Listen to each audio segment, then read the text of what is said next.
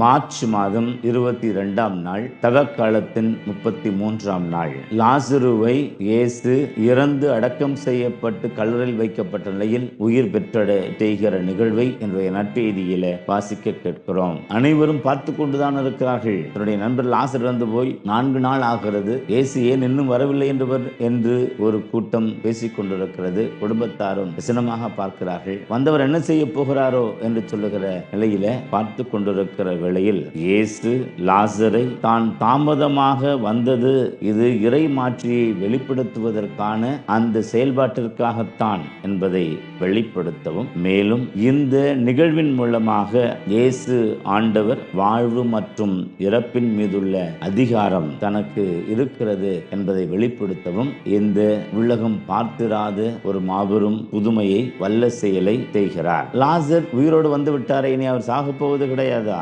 நிரந்தரமாக வாழப் போகிறாரா என்றால் அதுவும் நிரந்தரம் அல்ல.